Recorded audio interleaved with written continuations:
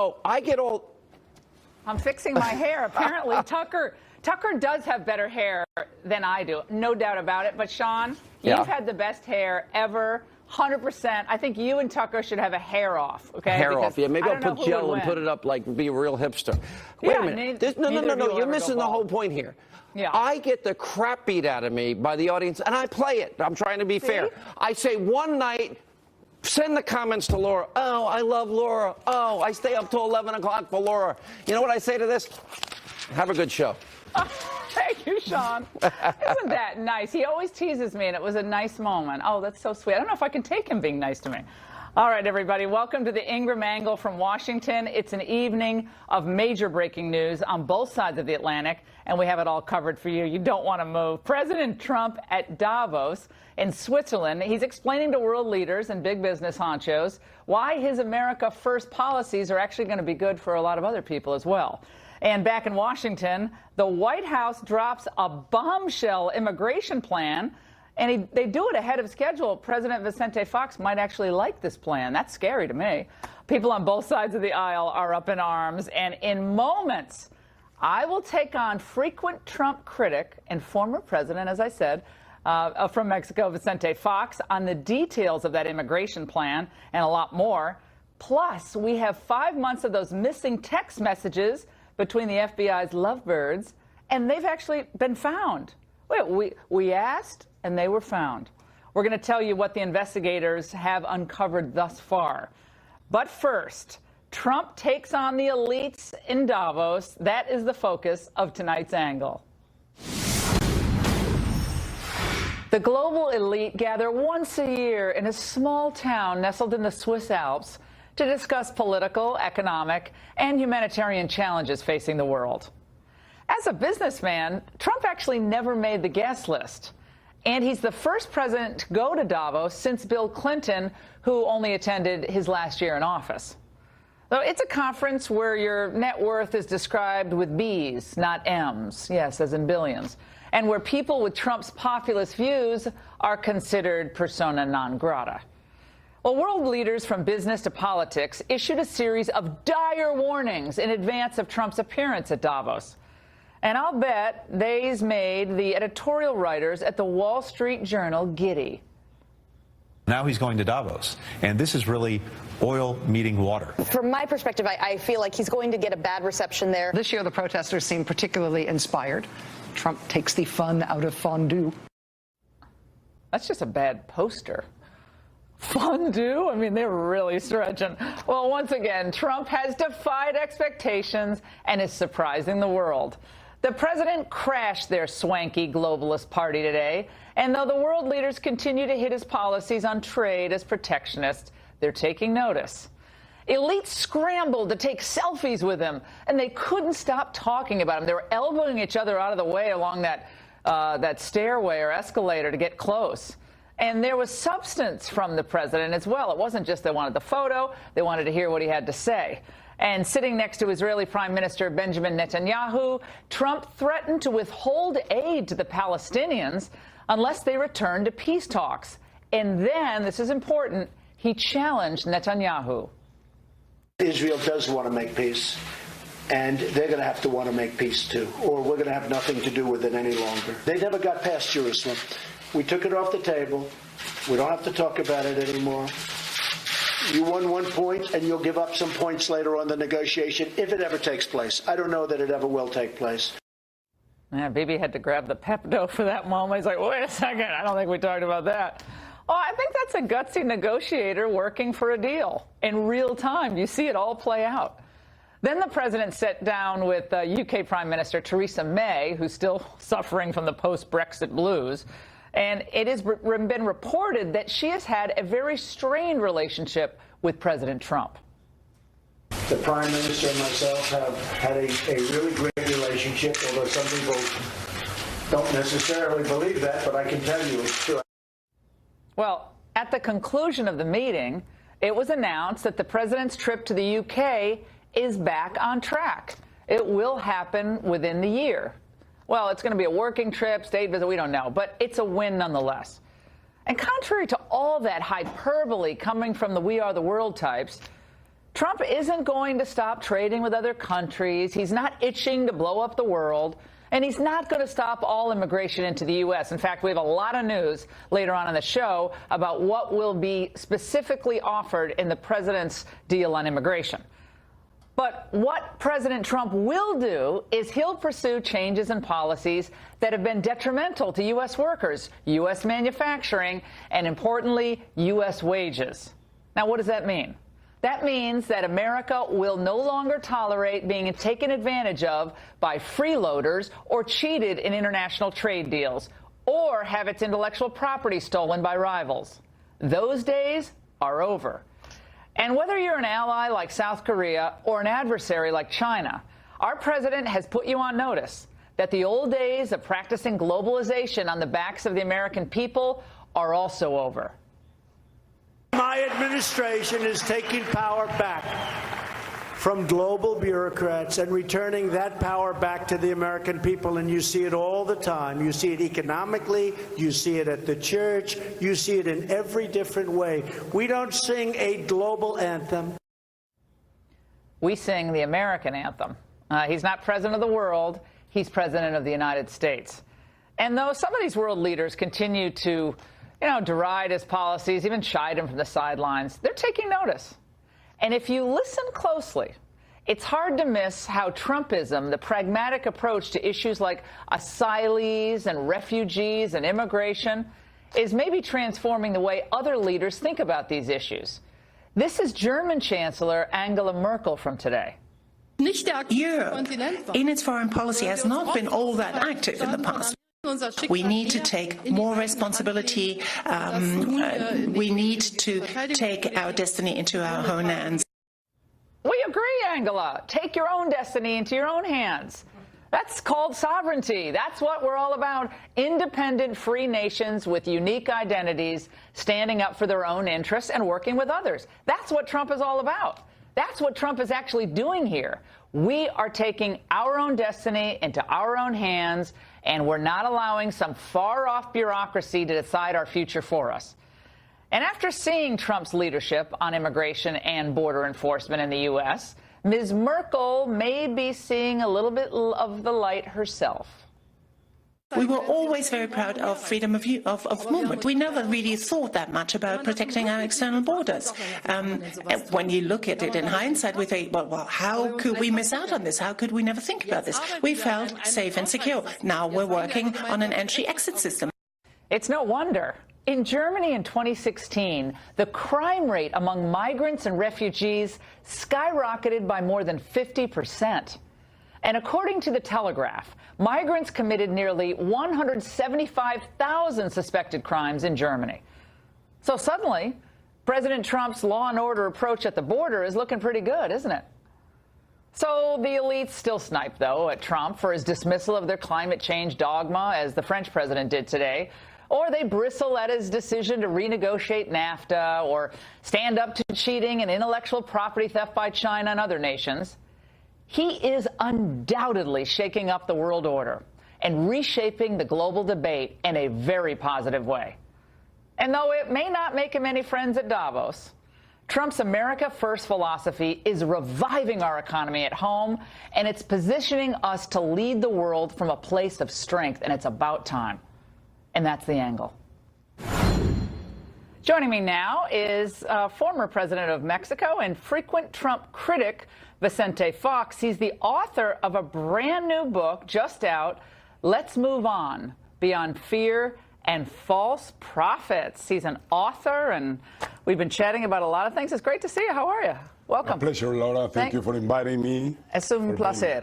And I said we were going to do the whole thing in Spanish, but it's not quite as good as I need to be to do that. But President Fox, you heard some of the monologue there. Your reaction to Trump at Davos. I mean, you have said everything from, you've compared him to Hitler, you've said he's an ugly American, rude, racist, going to start a war, not a real leader. 1 year into the Trump administration, the American economy is thriving, manufacturing is up, wages in some sectors are up, confidence is at an all-time high, African-American unemployment, 17-year low since it was recorded. So many great barometers, but you really have nothing positive to say about him. No. but let me tell you, it's good that the economy moves. We all move. The world economy before Trump and with Trump is getting close to 5% growth. So it's dynamic and it's growing. In the outworld, 80% of the economy, of the global economy, is outside of the United States. So yes, there might be something to recognize to Trump in the sense that economic activity pretty much depends on expectations. So we're still waiting to see that all of this comes to be true, and then the economy will keep on going. But you attribute that to Obama, or you attribute it to Trump? I mean, these jobs coming back into the United States and all that. I attribute it to U.S. citizens, to corporations, to universities. But they're responding to his policies, are they not, Mr. President? This country is so powerful, so great. So Trump can't change it. It moves on its own. So it moves on its own. There's no. This country could not have a president, and it would be doing better, I'm sure. Okay, that's wild. Okay, that is wild. Well, look at Spain. I've got to think of the Spanish word for what I'm thinking. It's going to come to me. 6 months with Arrajos, and they grew up. All right, let's talk about the White House immigration proposal, an issue that you really care a lot about. It came out tonight. This is DACA. The DACA. 1.8 million DACA dreamers protected. That's a million more than the 800,000 he was offering to help last week. $25 billion for border wall and security, eliminate the visa lottery, change it. Those 50,000 a year would go toward the people now waiting in line to come legally, and keeping the nuclear family together, but ending the extended family chain migration. 1.8 million people given amnesty. Yeah, 1 million more than what he said last week, but 1,000,008 what he said 2 weeks ago. Here, I hope he gains credibility, because everybody doubts that that will happen. And my only concern is that it's conditioned to getting $25 billion US from Congress. So that makes me happy, because then Mexico is not going to pay for it. So US Congress and taxpayers are going to pay for that wall. Number two, it doesn't make me happy, because to exchange one young, dreaming person that expects a great future for himself, for $1, I would not exchange it. For 25,000, I would either exchange it. So I don't know why you have to tie up together these two things. Let's get those kids really supported. They want to stay here, and if not, we welcome them in Mexico. We would love to have them. They have university degrees, and they are great human talents. Now, on the case of the 25,000, how many good things you can do with 25,000? 25 billion. Walls don't work. Yeah, well, okay. Well, you've never been a big fan of the wall, to say the least. You've called Trump, again, rude, all these racist, all these things. Like he called us rapists and criminals. No, he didn't say that. He said, and when he announced he was running, he said they're sending a rapist. Then he said there are other people who are good people coming across. Who is sending? Who is sending? That's well, what is wrong. I think, that's a manner of speech. You have manners of speech in Spanish. We have different ways of speaking. But, I mean, you do understand that Mexico has a problem keeping her own people in her country, satisfying their economic needs, for the moment, satisfying their need to be safe from criminals, so they flee your country and come to our country. Why can't you keep your own people happy in your own country? You going to blame Trump for that too? No, let me see, but I differ from you on this. NAFTA was created for that purpose, exactly for that purpose, to bring into Mexico wealth, jobs, so that migration will be reduced and eliminated. So why are we still getting so many immigrants? Let me tell you the real facts. When NAFTA started, you would make $1 on the Mexican side and $10 on the U.S. side. When NAFTA started, we got a $63 billion trade deficit with Mexico. Who would not learn to swim to go for $10 instead of $1? 25 years later, today is 5 to 1. So it has come from 10 to 1. We're subsidizing Mexico through NAFTA. No, not subsidizing. We're doing our own We work. can't do an hour on NAFTA because I want to get to some other things because NAFTA was supposed to fix all this. NAFTA is a great tool. And I hope NAFTA's been great for you. You have a $63 billion trade surplus with us. It's awesome for you guys. Sorry. Not good for American car manufacturers. Look at the profits of GM, Chrysler, and every U.S. company in Mexico. Look, they can move their profits they return to United States. They can move their companies any day of the week they want to Mexico. If they want to do that, they can do that. But our policies are no longer going to encourage that. That's what President Trump says. But let's take farming. Farming. Yeah. We import $40 billion US It's a small percentage compared to the heavy manufacturing. But it's 3 million farmers in the United States that live out of that. Yeah, Big Agro wants to do more of that. No doubt about it. Let's go back to what Newsweek said about you when you were president. This was back in 2006. Vicente Fox has spent the past 5 years urging the United States to upgrade the status of millions of illegals from Mexico. Meanwhile, his own government has given legal status to only 15,000 foreigners without papers. You deported 140,000 in 2003, deported 120,000 in 2002, and from 2002 to 2006, the number of detainments and deportations was up 74%. So you're trashing the United States for deporting Mexicans and other people from our country. We don't do that much. And meanwhile, you were deporting plenty of people, and you had lots of problems with the way immigrants were treated in the early part, especially of your tenure. Yes, that is true. And those people are my heroes. And they contribute to this economy like nobody else or like everybody else. Who's your heroes? I'm not following. Paisanos, my dear Hispanic paisanos, Mexicans here in the States. But why did you deport? Why did you only give legal status when you were president to illegal immigrants in your country to only 15,000 people? Because we didn't have the capacity. Because we're 1/10. But you're a humanitarian, and Trump is Hitler. So, like, why? I try to do as much as possible. So you could only You could only give 15,000. You had to get rid of all these hundreds and hundreds of thousands of Guatemalans. Trump. No, but you were the president of Mexico. Oh, yes, you got poor grades for the way you treated migrants. Today, Mexico is full employment. Would you believe that? Well, that's because you guys have a $63 billion trade deficit with our country and a trade deficit with Canada as well. Because we work NAFTA. Yeah, you work NAFTA, but it's going to be renegotiated. Are you happy about that?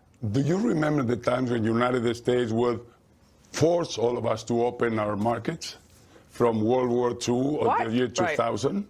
Why does and that's why this nation grew so much, by trading with the rest of the world. Yeah, well, China has the $360 billion trade deficit. That was the best that could happen. Mr. President, I am not denying that NAFTA has been great for Mexico. No, we actually have United States. We have a $63 billion trade deficit with Mexico. That cannot stand. And it's mostly automobile. It's not. We're not worried about the agriculture. We're worried about automobile. My question to you is, what about China? Why don't you do the same thing with China? We're in the process. India. We're doing it all. You know how many jobs you lost Trump with is India? doing it all. You know what I love? I'm going to say, with all of your movies, like you gave the middle finger to Trump, and you're like a distinguished elder statesman, and you're doing videos where you're putting up the middle finger to the president, saying F this, F that. If Trump is rude and all these things, why are you? Because he offended us. But why are you doing the same thing back? He is offending the rest of the world. That you showed Davos is not true. It's diplomacy. Oh, really? It's diplomacy. It's presidents. He's offending the rest of the world by America coming back stronger. Well, if that's offending the rest of the world, I'm not really worried about the rest of the world being offended. They didn't like Reagan, did they? They didn't like Reagan. Remember what they called him? We love Reagan. You did, but the rest of the world didn't. Us. No, we love them. We have a lot of Mexicans living in the United States. Why is that an offense to you? I love the Mexican people. I just want the immigration needs to work for our country, just like it needs to work with you. To Trump. So he should love Mexico. 1.8 million Dreamers amnesty. You'll like that? Yes, but not conditioned to $25 million US. Should we have any border with Mexico at this point? Do we need a border? Really? No, there is no choice. Okay. But you would prefer not to have a border? Okay, so we shouldn't have a border. God didn't create borders. Do you have a fence at your house? We shouldn't have a border like you don't have with Canada. Do you have a fence at your house? This will happen in this next generation. Okay. Because we are going to be on a one-to-one. We'll see. I love the fact that you adopted your 4 children. That is so admirable. I love it. Congratulations to you for So we have that three in common. children. 3 and 4. Good to see you. All right, thanks. Bravo. And you're in Mexico is going to be better off after NAFTA is renegotiated. I promise you, they're going to be better off. And there are big developments, Mr. President, tonight on the Russia probe and the questions of FBI corruption, missing text messages. We have a lot more to get to. Keep it locked right here. Do not step away. Are staggering. The plan is daring. Initiate. Now, Darkest Hour is nominated for 6 Academy Awards. As obvious as it sounds, the Justice Department's Inspector General just found the missing text between those 2 FBI agents. What did he do? Well, he merely took possession of the phones. Can you imagine? The FBI claimed over the weekend it couldn't find the 5 months of text between Strzok and Page. But it took the Inspector General just 2 days after senators demanded the answers. Good for him. Also breaking tonight, Fox News can now confirm that President Trump ordered the firing of Special Counsel Robert Mueller last June, but he backed down after White House counsel Don McGahn and others convinced him not to. That news was first reported by the New York Times earlier tonight. Let's explore that and a lot else with former Harvard law prof Alan Dershowitz in Miami and in Orlando, Congressman Ron DeSantis, Republican from Florida, and here in studio, my friend, attorney, and Democratic strategist, Scott Bolden. All right, we have a lot to get through. I've got to do it together. Professor, let's start with you on this New York Times report that the president wanted to axe Mueller, and McGahn said, can't do it. You do it. I'm out. Well, it just shows you that everybody should listen to their lawyers, whether you're the President of the United States or anybody else. McGahn's advice was very, very sound advice. Look, the President has the constitutional authority to fire anybody in the executive branch. The Supreme Court has held that. On the other hand, it would have been very unwise politically, and it would have sounded like an admission of some kind of guilt. He's so much better off following his current lawyer's advice as well, which says, look, be nice to Mueller, say you have nothing to hide, be willing to sit down and be interviewed by him under oath, and you have nothing to lose when you do it under oath because it's just as much a crime to lie not under oath as under oath, and respond to the questions and try to wrap up the inquiry. That is the best advice he could possibly get. That's what he said yesterday when he left for Davos. I'm fine with sitting down under oath, answering questions. That's the better tact. I always said it would have been a ridiculous idea. I wouldn't have fired Comey when he did. I would have cleaned the whole intel community out. I agree with you. I think that started the whole problem. Mistake. Huge mistake. Scott, I want to go with you very quickly on this. We'll move to text and go to the congressman. Scott, the idea of firing Mueller, the New York Times, you can look at me now. The New York Times is going nuts with this. The president has the constitutional prerogative to do it. I mean, he's a regular guy. I mean, he's a businessman. He's used to firing people when he doesn't like them. Is this a big bombshell in your eye? It's a big bombshell because it's Donald Trump. The idea that he followed his lawyer's advice, thank goodness for that. I'll have to give that GOP lawyer that. But the idea, here's the bottom line, though, and what's really behind is Donald Trump really thinks DOJ works for him. He thinks everybody in the federal government works for him. They really don't. Yeah. They represent the people for the United States of America. But he's a chief executive officer, He may Scott. be, but he can't fire someone legitimately who's investigating them without turning this into a constitutional crisis. It's fundamentally wrong. It's not the AG. No, you're making a point of politics, and I agree with you. Right. Pragmatically and appearance-wise, it would look terrible. But as a constitutional matter, as Professor Dershowitz pointed out, as the chief executive officer of the country, the head of the executive branch, he has the authority to fire anyone. He could fire Mueller right now. It doesn't mean he has to do it. Of course not. But that's what your lawyers are for. But he thinks that. My point is he thinks that. Yeah, hold on. Let's go to DOJ works for him. Well, Professor Dershowitz, you do expect, and every president expects, some loyalty from the people who work under him. It means you don't go off half-cocked on an issue. If he thinks the Russia investigation is ridiculous, he's going to express his frustration. I have no problem with that. But then we got to get to DeSantis. I have a problem, but it's the problem with the Constitution. The framers made a terrible mistake by combining two offices together, one the advisor to the president in a justice matter, and the other the chief prosecutor. Most other countries divide those functions. All right, well, we're not going to redo the chief prosecutor is independent. All right, yeah, we can't redivide the. That's not going to change. Let's go to DeSantis. Ron, I think we covered that issue. Let's move on to these the missing texts. They were discovered. A lot of people thought you had to go to the NSA for these texts, but they found them, including one interesting text in particular Strzok and Page discussed via text how many personnel from DOJ and FBI would be included in the Clinton investigation. And they said, one more thing, she might be our next president. The last thing you need is us going in there loaded for bear. You think she's going to remember or care that it was more DOJ than FBI? Strzok says, agreed. I called Bill and relayed what we discussed. He agrees. I will email you, and blank, redacted, same. Does that indicate a more of a kid gloves treatment to Hillary in that one text, or are we making too much of that? Ron. Well, I think it does, but, you know, that's not the only thing we have. I mean, we have the whole investigation and how it was conducted, and at all the inflection points, they were bending over backwards not to make a case against Hillary, writing the memo 2 months before they interviewed her, changing grossly negligent, which is criminal culpability, to extreme carelessness. So I think it's yet one more data point that these two folks in the FBI did have political bias. But I also think, you know, the FBI said and the DOJ, oh, we can't find these things. It was just like the IRS with Lois Lerner's emails. They didn't even really look for them. And then here the Inspector General gets them in the next 2 days. So I want to know who was responsible for sending that response to Congress saying that they were deleted, because that was not true. That's odd. And also, you know, Schiff spoke out. I want to play this. Adam Schiff spoke out, I guess it was earlier today, about what Republicans' tactics are here. Let's watch. The Republicans, many of them, are all too desperate to distract attention from the Russia probe and try to put the government on trial. This has been a strategy for quite some time now. And even when they have no basis to do it, it doesn't stop them from making the most scandalous accusations against these professionals at the FBI. Yeah, Chris Matthews also said. I'm not a Republican. Yeah. No, we're not. I'm we're not talking a Republican. about. It's directed at the congressman. But let me just say. Chris Matthews also said, since when do Republicans have such a problem with law enforcement? You could flip it on them and say, since when did liberals not have concerns about the abuse of authority by federal law enforcement? That's exactly right. The reason Congressman first and then Alan.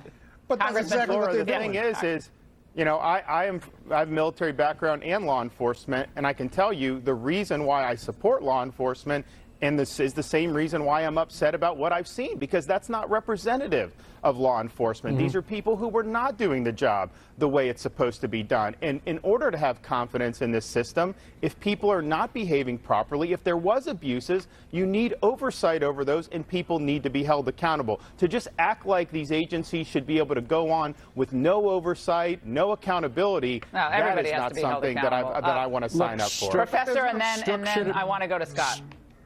There's no question that Strzok should have recused himself. He knew, before anybody else did, about his own biases, and he should be fired now. No person in the FBI, no Justice Department official should not recuse themselves when they've written those kinds of emails, those kinds of texts, those kinds of messages, and his failure to recuse himself from the investigation, for me, is a fireable offense. Scott, but he certainly has done that. He said what's bothersome about this is how politics and the GOP and the House and Senate have politicized and weaponized this information that they're receiving by a subpoena, and then picking and choosing parts of it and using it to discredit DOJ and FBI. It's wrong. That's why criminal investigations ought not be commented on until they're complete. And the allegations against the Democrats or DOJ and FBI are so negative, it's unnecessary and inappropriate. Right. I think the question we're going to determine is whether the FISA process was weaponized to try to stop Trump from becoming president, a lot of other information or after. That corroborated that memo. We'll Can't see. Focus on that memo alone. Yeah, well, we'll see in the full context. Gentlemen, great segment as always. And I have a question, guys. Could President Trump stop a backlash from his base over his new immigration plan? How did it go from 800,000 getting amnesty to 1.8 million? Sounds like a Jeff Flake plan to me. When we come back.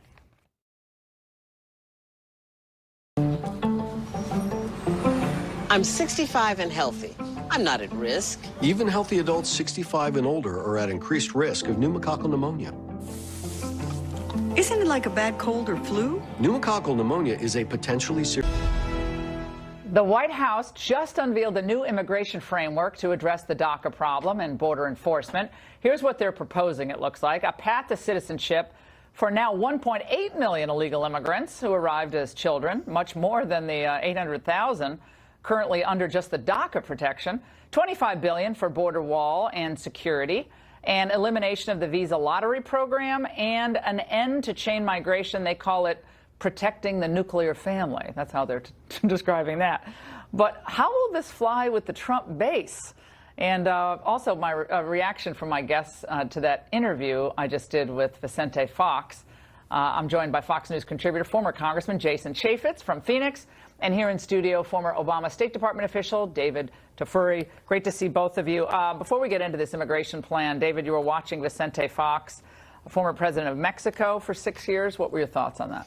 Well, you guys didn't agree on very much. I thought you had a very interesting line of questioning, which is pointing out that when he was president of Mexico, they only legalized 15,000 immigrants, and they deported hundreds of thousands of immigrants. That's not really consistent with his criticism of the U.S., and I didn't think he explained that very well. But I do think some of his criticisms about President Trump are accurate. Jason, Vicente Fox has pretty much called Donald Trump everything in the book, every name in the book. And I think in calling Trump rude, and you respond by being even more rude, I didn't think that was all that convincing. No, I think he's been childish at best over the first year. To not acknowledge the success that Donald Trump has had as president of the United States is just inaccurate. But I thought it was interesting, his take on the wall. You know, you don't see, I think his opposition to the wall and building a fence is the fact that it will actually work. I think people like Vicente Fox are actually okay with human trafficking. I think they're okay with the moving of drugs because it's good for the economy of Mexico. And the fact that the wall, fact of the matter is the wall works. They don't actually want to solve that problem. Well, they want the criminals to come.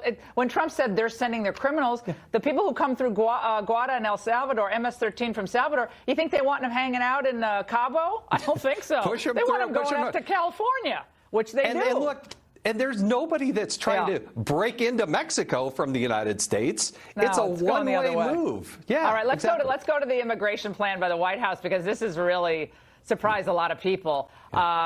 Congressman, 1.8 million people getting amnesty, a jump from 1 million from last week. Already getting favorable reviews from some of the more open borders Republican types, but I'm getting pinged with text after text, people saying, how is Trump negotiating against himself here? What's your reaction?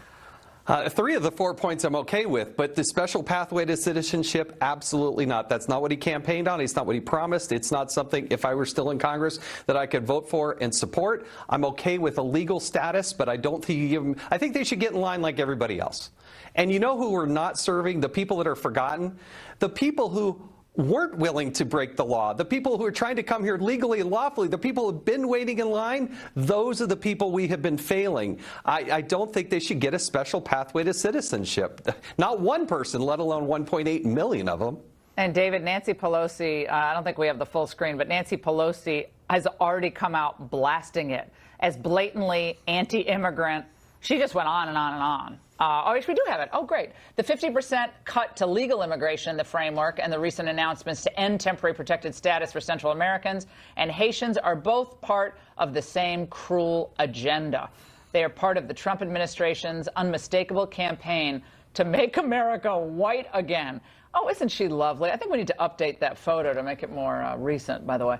What's your reaction to that? I mean, come on, 1.8 million from Donald Trump, and she's calling it like a white supremacist proposal? She's off her rocker meds or whatever it is. I don't know what it is. We didn't know what Trump was going to do. He's come out with a compromise that I think is reasonable. Some Democrats are not going to like it, clearly, as you heard from Pelosi and other leaders. Some Republicans, hardline Republicans, don't like it either. The compromise that they reached is they are going to have a pathway for citizenship for Dreamers. That's important. More than In Dreamers. exchange, they're going to have a lot of money for the wall and border security. Some Democrats don't like that, but that's a reasonable thing for Democrats to give up in exchange for the Dreamers. Now, there are 803,000 Dreamers right now. As you pointed out, 1.8 million could get into this program, but they have to apply. So they're not all immediately going to become on the pathway to legal citizenship under this deal. They have to apply. But it is interesting that Trump has almost expanded the ability of people to be in the Dreamer program. That was unexpected, but this is the trade-off. Yeah, this is...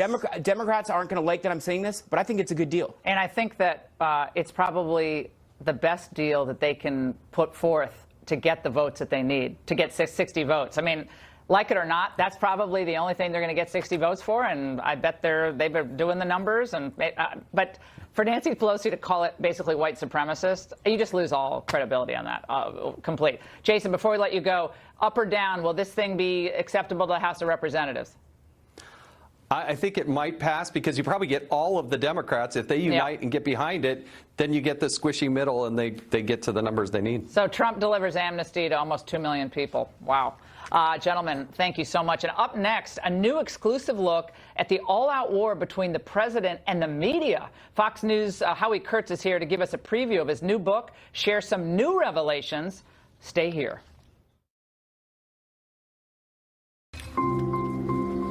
I thought I was managing my moderate to severe Crohn's disease. Then I realized something was missing. Me. My symptoms were keeping me from being there. So I talked to my doctor. A new book on the Trump presidency is unlike anything you've seen before. Here's what the author wrote a few days ago in The Hollywood Reporter. Donald Trump is staking his presidency, as he did his election, on nothing less than destroying the credibility of the news media. And the media are determined to do the same to him. Only one side can achieve victory. To a stunning degree, the press is falling into the president's trap. We're delighted to welcome the writer of that piece, Howie Kurtz, the host of Media Buzz on Fox News and the author of a soon-to-be huge New York Times bestseller, Media Madness, Donald Trump, the Press, and the War Over the Truth. Howie, there's so many nuggets in here we've got to get to, and I loved your piece in The Hollywood Reporter. I found this element from Jonathan Martin from the New York Times that you captured in your book to be stunning. Weeks before the convention, an RNC staff member called Martin one night to challenge one of his stories.